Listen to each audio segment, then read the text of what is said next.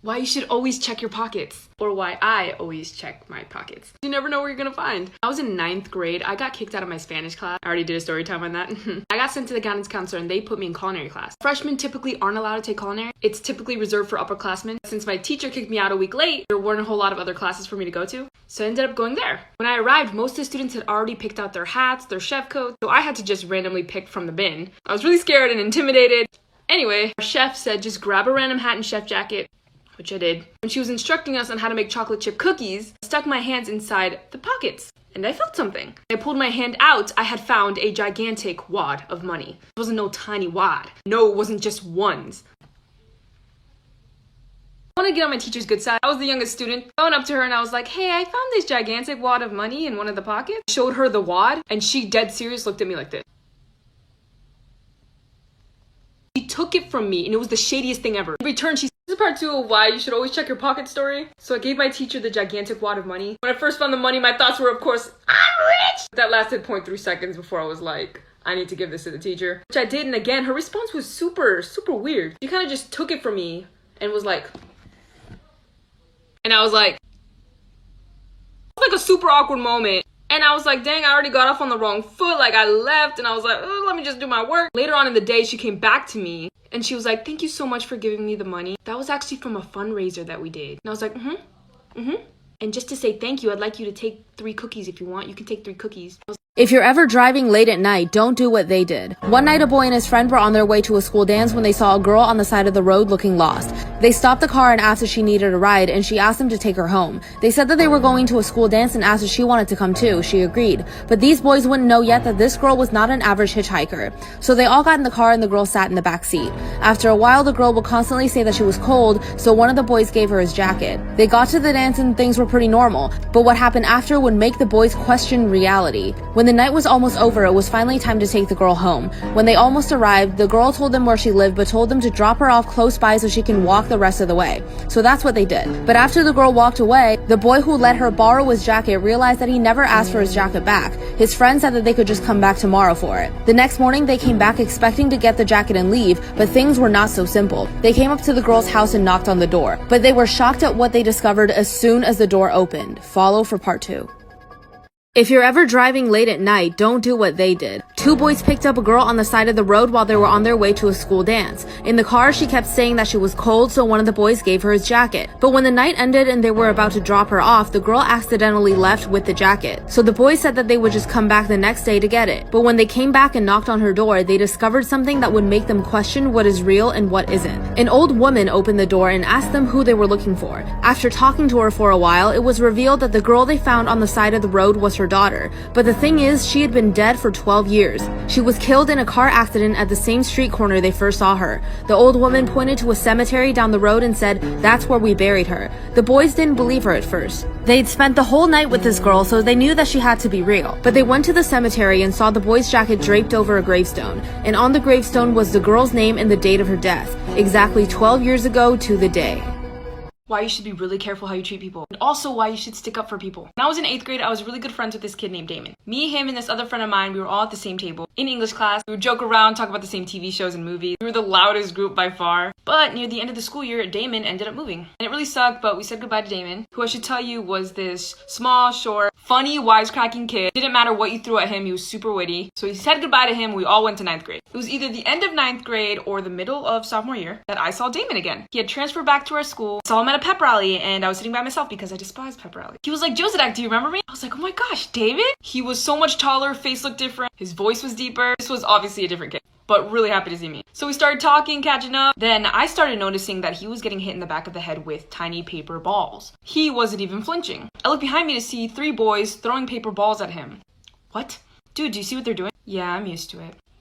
What? This was not the same witty boy that I knew. Oh god, I'm running out of time. Watch part 2 to see my part 2 of the kids throwing paper balls at my friend's story. So when I told 𝙇𝙞 this was happening and he didn't seem to notice, I was very confused. The kid that I used to know would not let this fly. He instead kept his head down, insisted that it was okay, and said that he was used to it. Whatever happened between 8th grade and now completely changed the way that he viewed this behavior. I saw it as unacceptable. He thought it was okay. So instead of accepting that, I turned around and said, hey, what are we in 5th grade? The 3 boys looked at me from the top of the bleachers and said, whatever. That's what high schoolers who act like 5th graders say. And then I said, stop it, it's not funny. They didn't stop. They laughed. But 𝙇𝙞 thanked me. I didn't know who this kid was anymore. I can only assume that this type of stuff was happening to him often. That kids at his new school were treating him poorly. And because of that, he thought he was less than. I literally never saw 𝙇𝙤𝙠𝙚 again after that day, but I hope that he knows that he can stand up for himself and that behavior is not okay. Be careful how you treat people, it stays with them. And it can fundamentally change them. Bye.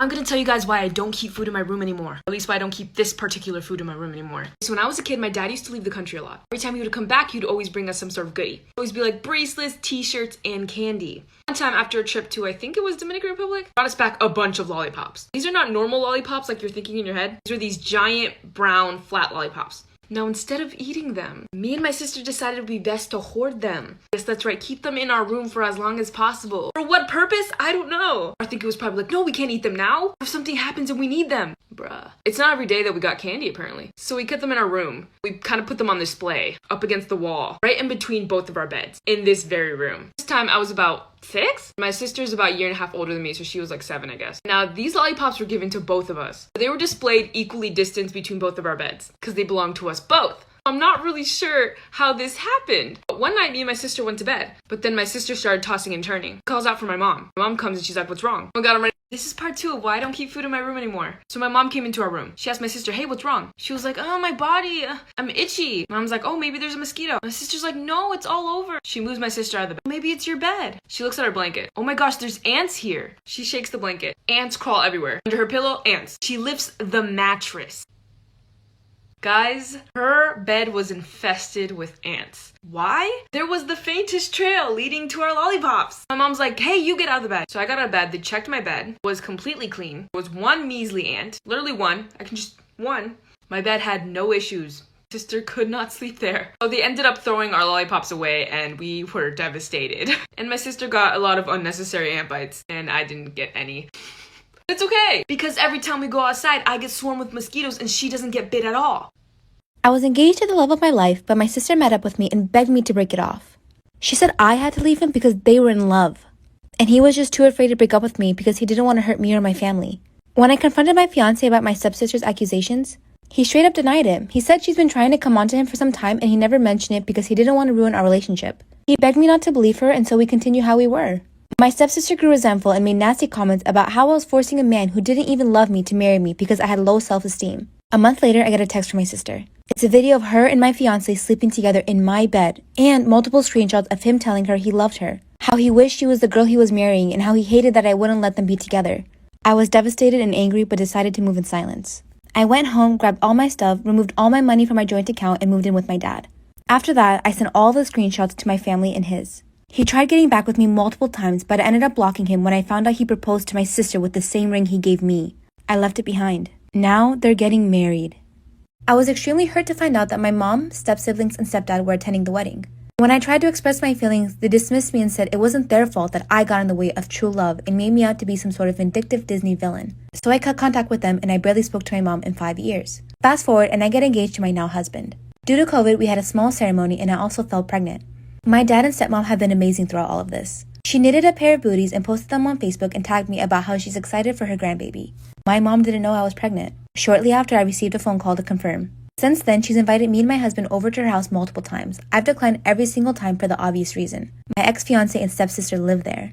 The next time my mom calls, I told her I didn't want them to keep inviting me over when they knew I would be forced to see my stepsister. I'm still hurt over what they did to me, and I told her I wasn't sure if I wanted people like them in my child's life. My mom was crying hysterically and kept saying I was being cruel and I couldn't deprive her of her first grandchild.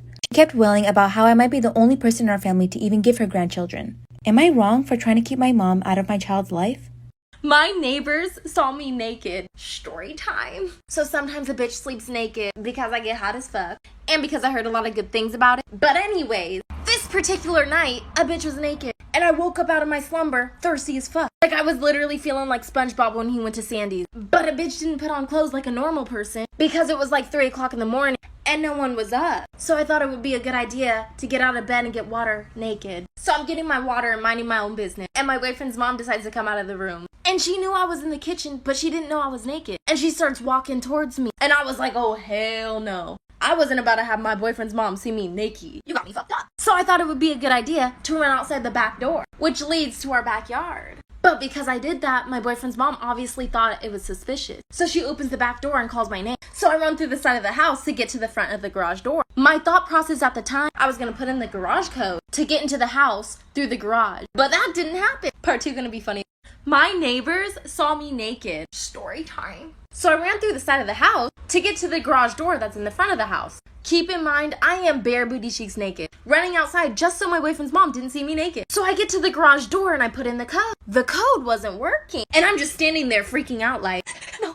I was standing right here, butt naked, trying to put in this code. And the fence is pretty low, so if my neighbors came out, they would definitely see me naked. Which is exactly what happened. It was 3 a.m. and my neighbors came out. I guess I was being super loud. So my neighbors came out and they're like, hey, who's over there? And I literally stood there frozen as fuck. Shook. I looked like a deer in headlight.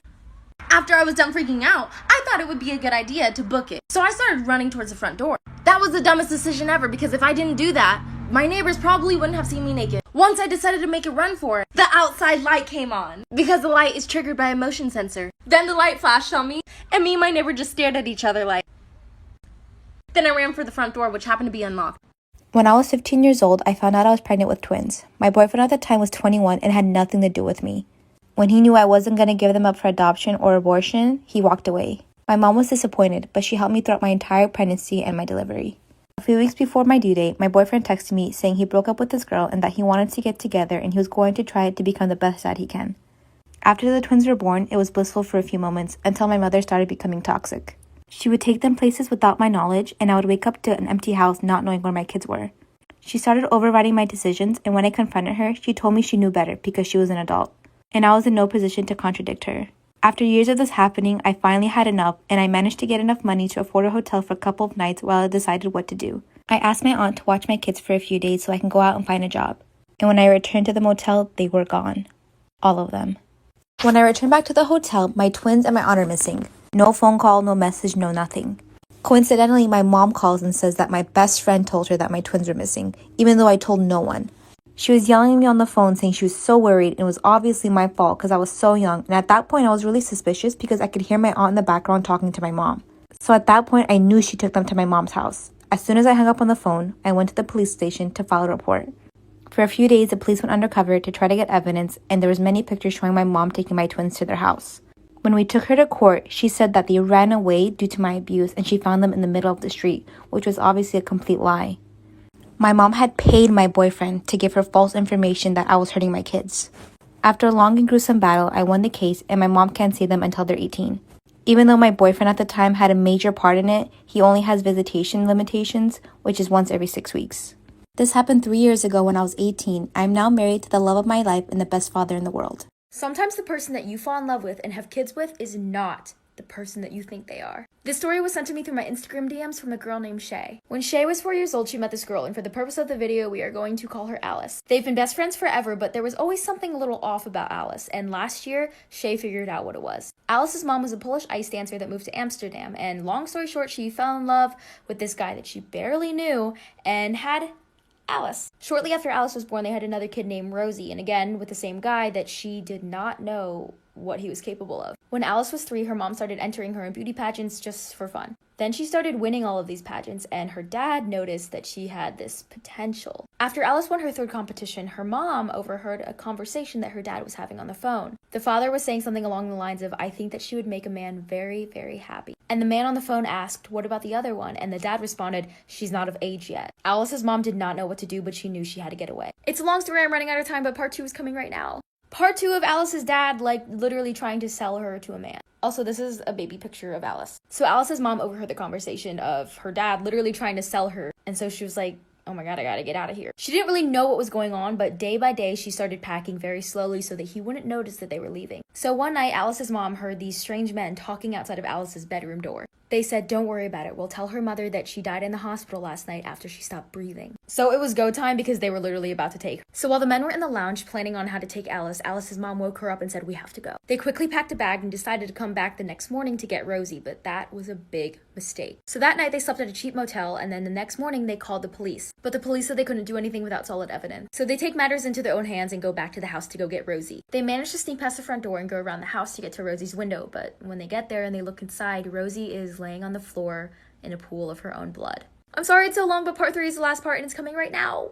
Part 3 of Alice's dad trying to sell her to men when she was 4 years old. So sadly, Alice and her mom did not come back in time because Rosie was dead. Rosie was lying there in her bedroom in a pool of her own blood, and then they started freaking out and they had to leave because somebody was coming. So they rushed back to the motel and called the police, and they say, you have to go back to our house and check it because there is evidence there. But when they arrived, her body was gone. Rosie was not there anymore, and neither was any furniture in the house. Everything was gone, there was no trace of anything, and this left the police very angry because it seemed as if they wasted their time. Then the police went to the motel to tell Alice and her mom what happened, and then they see Alice's dad sitting in his car outside of the motel. The police saw him, and in a blink of an eye, he was gone. The next day, Alice and her mom moved to South Africa, which is where they live now. But 2 days before he attempted to sell Alice, he got a passport. 2 years went by and they did not see him at all, and Alice was homeschooled for protection. But then one day, Shay, Alice, and Alice's mom went to the park, and they were playing in the park until Alice's mom started freaking out and saying, get up, we have to go right now. And it turns out Alice's dad was sitting there on a bench in the park right across from them, staring at them. But that's the last they saw of him, so.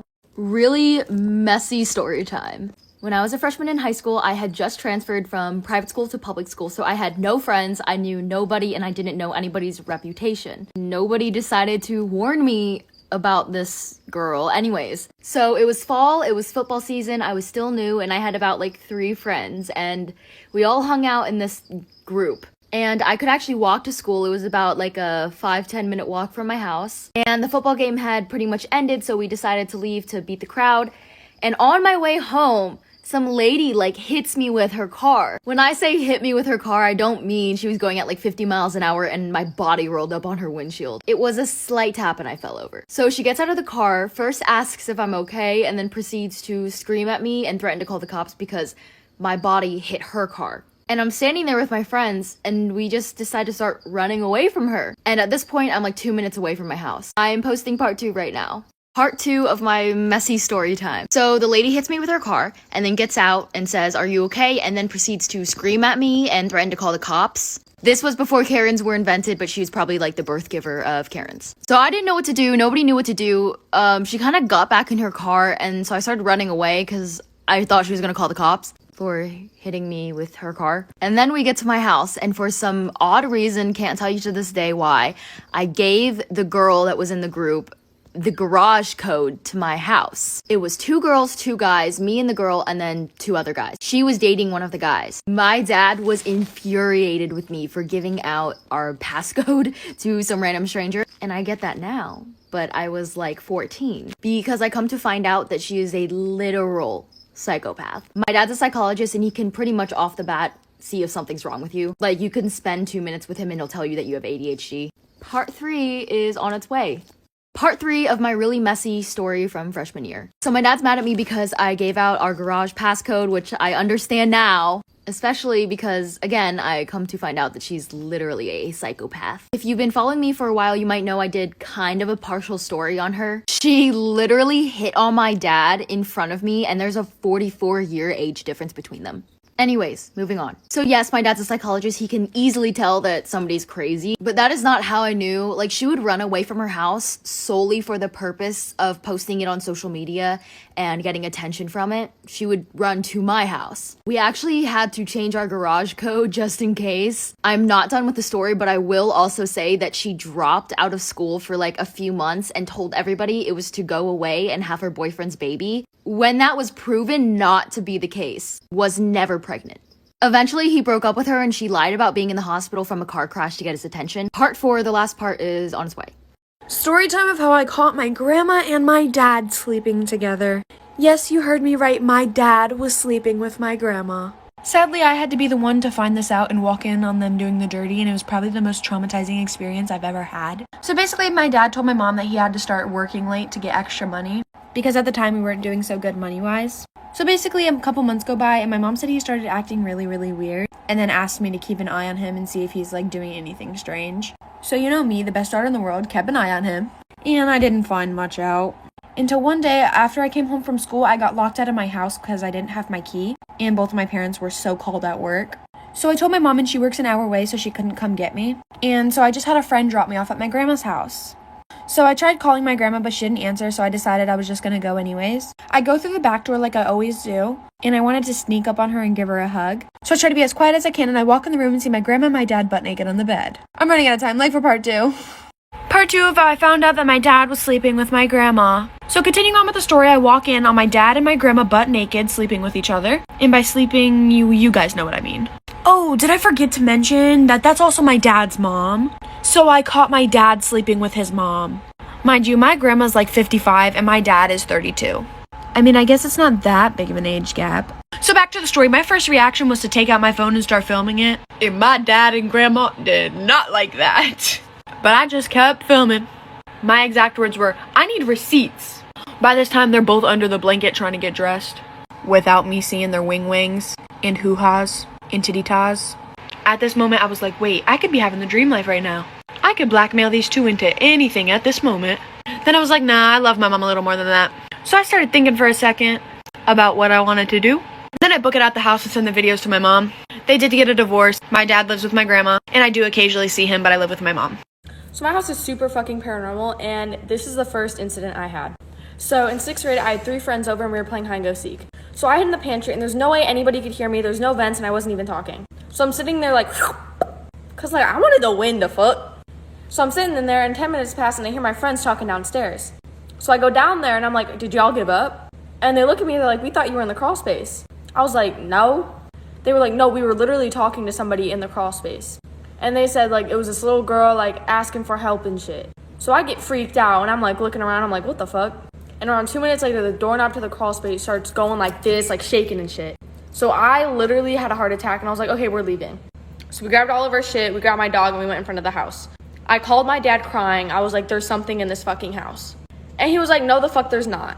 So he gets home, he checks the house. He's like, y'all are stupid. Like, there's no shit here. But we all heard it and we all saw the doorknob shake. And it only got worse from then. The night this happened, my sister had a hard time falling asleep. So she got up to get some water, you know. When she walked out of her room to go to the kitchen, she noticed my dad's door was open. And he never leaves his door open or sleeps with his door open. But she ignored it and she went to the kitchen to get some water. So as my sister's walking back to her room, she turns around and looks at my dad's door and sees this yellow blob figure with like auras coming out of it. So my sister stares at it for a good 2 minutes.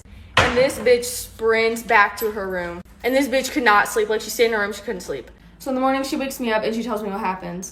And because of what happened the night before, I'm like, okay, this is not normal. This is not fucking normal. So I tell my dad and he didn't believe us because, you know, we just daydream. Like, kids, it's not real. So we looked up the meaning of seeing this type of figure. And I remember just reading it's evil. And then it could possibly be a skinwalker, but I don't believe that. I know what skinwalkers are and I don't think that was a skinwalker. And as always, it only gets fucking worse. When I was in 6th grade, I went to go visit my little cousins at their house. Their house was right on the edge of these woods. And the woods were really thick, and our parents always told us not to go there. And one time I asked my mom why, and she said because when people do bad things, they sometimes go and hide in the woods. I was staying at my cousin's house for a week on this one trip. And whenever I was bored, I would go look out the window and watch the woods. Usually it was pretty boring, and I would just be staring at trees. But one day it was like 5 p.m. and the sun was setting, so it was getting dark, and I saw something moving in the woods. I told my uncle, and he said it was probably just an animal. And I told him no, it was tall and looked like a skinny lady. And he said I have a creative imagination and it was probably just a deer. But then a few minutes later, I heard my aunt and uncle whispering in the kitchen. My aunt was talking about a woman from the psychiatric hospital in their town who had escaped. Their house was like 15 minutes away from a maximum security psychiatric hospital for criminals with mental illness. And then they saw me listening to them in the doorway and they stopped talking completely. A few days later, in the middle of the night, I heard a noise downstairs. So I woke up in the middle of the night from this noise coming from downstairs. It sounded like something was scratching the back door. But when I got downstairs, the noise had stopped. But when I looked at the window facing the woods, there were footprints in the snow. But my aunt and uncle were really strict, and they had this rule that we weren't allowed to go in their room when they were sleeping. So I made sure all the doors were locked, and I decided I would tell them in the morning. The next morning we woke up and it was a really intense blizzard. Such heavy snowfall that we couldn't see the ground. So when I told my aunt and uncle about the footprints, they didn't believe me and told me it was probably a nightmare. The next day I had to leave, and I didn't go back and visit my cousins for a long time. But the next summer, my cousins really wanted me to come for their birthday party. Before visiting them, I looked up whether they had ever found the woman who had escaped from the hospital. And Google said that authorities were still looking for her and it was a high priority case. When I got to their house, I was playing with my cousins. They were about to turn 6 years old, and one of them goes, "Let's go check if she's there." And my cousin runs to the window facing the woods. So I asked my other cousin who she was talking about, and she goes, "Oh, don't worry, that's just her imaginary friend." But I knew that did not sound right. One day, my brother and I were walking to a liquor. To get there, we had to go through an alley. So we're walking through the alley and then randomly someone throws a rock at us. Like, obviously we turned around, like, bitch. Literally no fucking cap, we turn around and we see a clown looking at us with a hammer in his hand. I thought it was my mom pranking me, so I remember I looked at the clown and I was like, you're so funny, take off the mask. My brother was like, Sam, what the fuck, stop, like, actually, this is a real clown. I remember I looked at the clown and then the clown's like, you have 5 seconds to run. Don't even try yelling, no one's gonna hear you. Oh, bitch, we flew. This is the best part. So my brother and I, we start sprinting because we want to get somewhere where people are. And the clown starts chasing us. So I remember the clown chased us into this like vacant house. My brother and I didn't know what to do. So we go into the house and then we start hiding, whatever. Tried calling the cops, no fucking reception. And guess whose house it was? Guess who met up at this house? This story time is a warning to please be cautious if you ever speak to someone over the internet. So when I was 14 and still in high school, my local area was going through a weird stage where someone was trying to contact a lot of the 14-year-olds and see if they wanted to join an escort agency. This was done over Facebook, and of course, most of the girls just ignored these messages. However, my friends and I thought it'd be funny if we ended up messaging this person back. Obviously, bad idea. We weren't serious about meeting up with this person, we really just thought it was a big joke. However, once I was by myself, I continued to message this person. They kept commenting on how beautiful I was and said that I was like a sister to them. I was obviously very impressionable at 14 years old and was wanting all the attention I could get. So I continued to message the person on the other side of the phone for the next couple of weeks, not realizing that I was being groomed. After the next couple of weeks, I was sitting in class and I got an extremely panicked message from my mom saying that I need to come home immediately and that she needs my phone. I guess a family friend of ours had told her about the messages and had also seen a lot of the escort advertisements. So my mom read through the messages, quickly called the police, and the conclusion was to block the account and be more careful next time. I thought it was case closed, but I was wrong. Stay tuned for part 2 and follow me on Instagram. Like in elementary, I was bullied a lot. One day, this girl, we could call her Jenny. Jenny was having a birthday party. So obviously I wasn't invited, so I basically begged for an invitation. And I remember Jenny was like, okay, if you're like my servant for like a week, like I'll give you an invitation. Long story short, I was a servant for a week and she gave me an invitation to her party. This is the best part! It's the best part! So finally, party day came. My mom was driving me to the party. We were going to the address that the girl gave me. So we finally get to the house. The house was looking dead. Like it didn't have balloons, nothing. So I was like, maybe they're just not done decorating. So I go and knock the door. And you know who answers the door? You're never gonna guess who. My fucking teacher. It was my teacher's house. Jenny gave me the address of my teacher, not her fucking birthday party. I just wanted. When I was 27, my boyfriend proposed to me. We both have stable jobs and decided to plan the wedding immediately. Around the same time, my brother proposed to his 24-year-old girlfriend and they started planning for the wedding as well. One day, my future sister-in-law called me to see if we can go over wedding planning. That's when she told me if I could get married in the afternoon and that she could get married an hour or two later and then we share the reception. She said it'd become a great way for us to become sisters and that this will mean the world to my brother. In reality, I know that they aren't financially well off and she wants the fancy wedding without the fancy wedding price tag.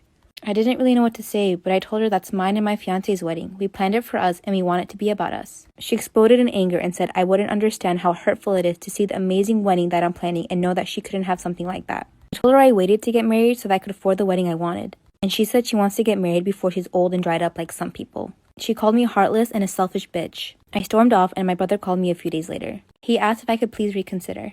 I told him I didn't want to share my wedding day and I wasn't sure if I even wanted his fiancé there.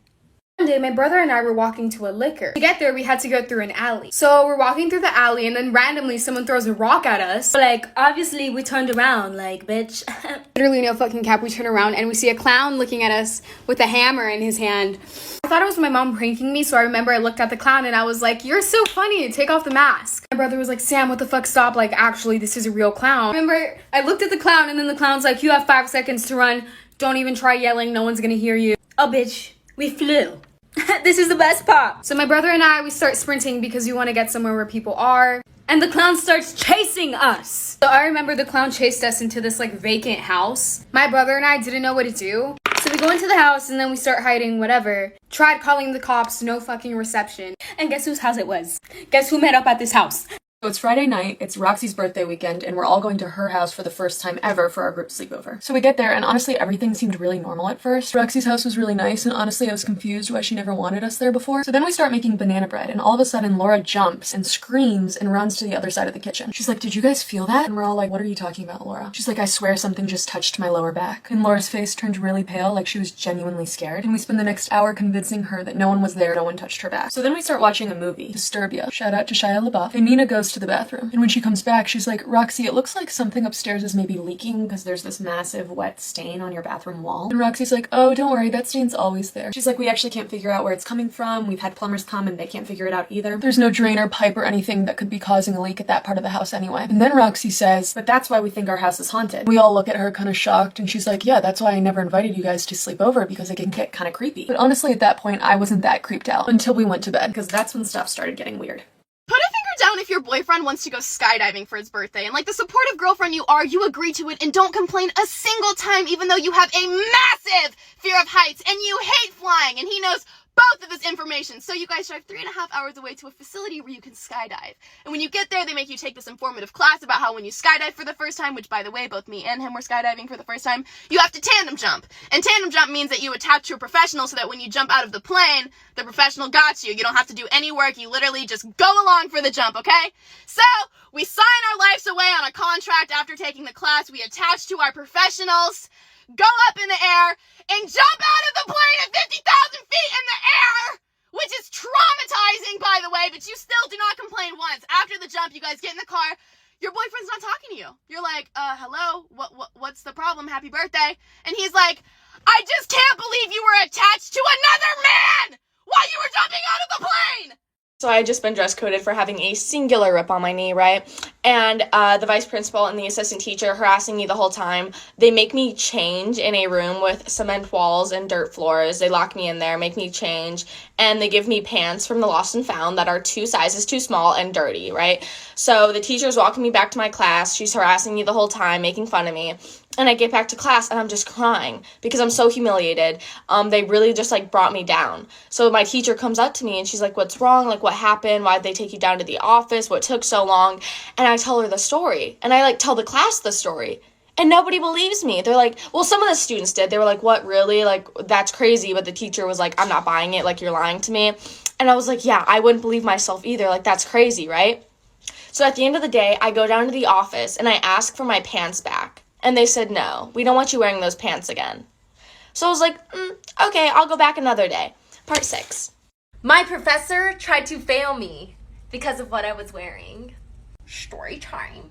So a while back, a bitch was at her register office picking up an add or drop form. I was trying to switch out of the class because it wasn't working with my schedule. After I fill it out and drop it off, I leave. Right before I walk out the door, I see this old lady walking behind me. So me being the nice, sweet girl I am, I decide to hold the door open for her. She walks through the door, doesn't say thank you or anything. I wasn't really tripping though until I walked past her. And she has the audacity to say, if I were you, I would be embarrassed to walk out of the house looking like that. I have never whipped my head around so fast. I turned and I said, excuse me? I don't know if you're blind, but bitch, I look good. Then she says, your shorts are too short and it makes you look really skimpy. And my shorts weren't even that short. I was literally wearing these. So I politely told this woman who couldn't mind her own business that my shorts were in fact not too short. Then she says that my ass was almost hanging. And I said, bitch, where? You're just mad because my ass looks better than yours. Then I smacked my ass and walked away. Once you hear why he did this, it will change the way you look at strangers. In 2018, a woman was out for a walk in the blistering cold when she saw a teen girl coming towards her wearing just pajamas and oversized shoes. Turns out it was 13-year-old missing person Jamie Close, and boy did she have a terrifying story to tell. 87 days earlier, a man had broken into her home in the middle of the night, killed her parents, and then taken her prisoner. He brought her 70 miles away to his house where she was kept under a bed and largely forgotten about. She was just there for no apparent reason. When her captor left one night, she managed to escape, and that's when she ran into this woman on the road. Jamie's captor, 21-year-old Jake Patterson, was quickly found, and he immediately confessed. And this is why he did it.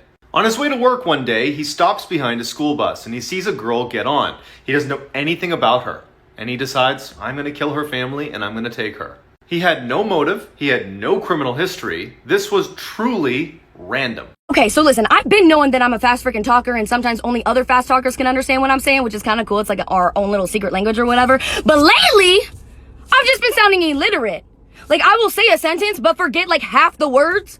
And I just assume that people know what I'm saying. Like, my friend was pulling up directions, didn't say a word to me, but I saw it. And in my head, I was like, oh, like, you don't have to pull that up. Like, I have the directions. But what came out of my mouth was, I have it. I have it? She was like, what are you saying? What do you have? I was like, oh yeah, you can't read my mind. Like, you don't know what I'm saying. Like, we're not on that level. But like, if you get to know me. And, like, my other friends are like, yeah, like, I kind of just, like, know what you're saying now. Like, I get that. But, like, that's why I'm terrible at first impressions, because people are like, this bitch doesn't know what she's saying. Or it will actually get me in trouble with people because I'll say something and it sounds bitchy, but I mean, like, I forgot a word or something. Like, I don't... Like, obviously, this is not a simulation because no one knows what the fuck I'm talking about. It's April 1st, 2005. I'm 5, chilling in my bedroom doing weird shit because that's what 5-year-olds do. My mom comes in. She's holding up her phone. She's like, Josie, there's a call for you. I'm 5. 5-year-olds don't get calls. So I was a little concerned. And I was like, Mommy, who is it?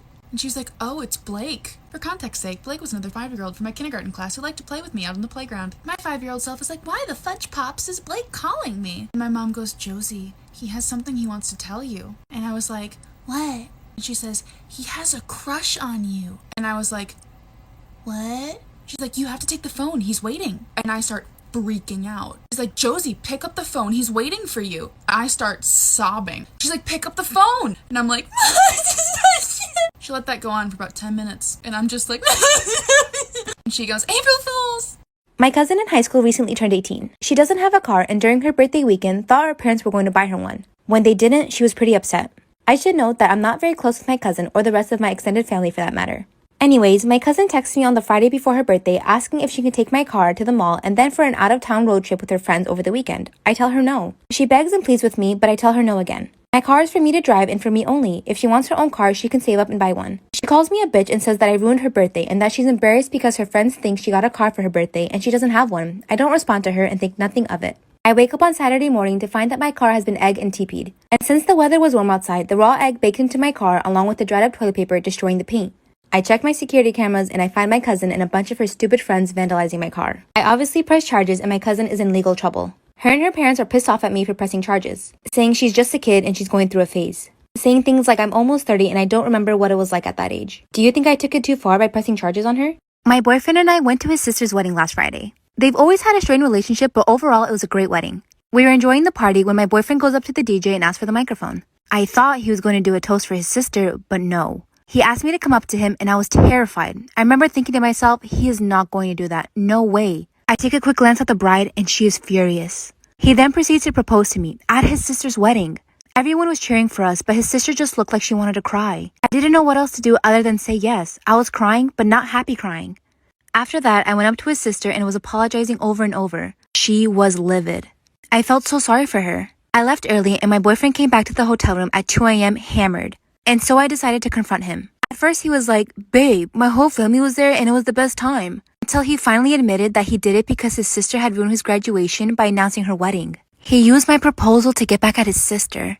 I left the morning after and haven't talked to him since. I don't know what to do. He won't stop calling, but I'm overwhelmed with emotion. If you can solve this riddle, you're a genius. There was this woman and she was a serial killer. She would take men on dates and then poison them and kill them. One day she goes on a date with you. Ooh, but she can't go through with it because she's so in love with you. Eventually you two end up getting married and you buy a house together. When you buy the house, she claims the basement for her work and she says that you're not allowed to go down there. You say okay and you're happily married. But as time goes on, you get really curious and one day she leaves for work and you decide to go downstairs and see what's down there. When you go downstairs, it's pitch black and you reach around the walls to see if there's a light switch to turn on, but there isn't. As you're feeling around the room, there's a light bulb above you that is unscrewed a little bit. You screw it in a little bit more to turn on the light. Immediately you see all the dead bodies that she's ever killed and you're in shock as you're looking around for a while, but then you hear her car pull up in the driveway and she's home from work. You quickly unscrew the light bulb, run upstairs and sit down. When she gets home, she goes downstairs to check on her dead bodies and she immediately knew that you were in there. How did she know? Pause this video right now because I'm about to say the answer. It was because the light bulb was still hot. There is a creepy lost episode of Barney that a father swears he caught his kids watching. One day he was looking at the TV guide when he saw that it said a lost episode of Barney was going to air at 7 p.m. He asked his kids if they wanted to watch and they said yes. They all sat down to watch it and the theme song started playing, but something wasn't right about it. It almost sounded like the song was being whispered. The episode started as it usually did, the kids holding the Barney doll that suddenly comes to life. But when Barney started talking, he sounded slightly weird. It sounded like two people people were talking at once. His normal voice and one that sounded darker and scarier. And suddenly he said, "Hi kids, today I'm gonna talk to you about death." So one of the kids asked him, "Barney, what's death?" He then chuckled and said, "This is." With his face suddenly turning angry, his teeth growing long, and then he eats the child. And then he proceeds to chase all the other children around trying to eat them throughout the rest of the episode. And then at the very end of the episode, he sang the I Love You song as if nothing happened, so love.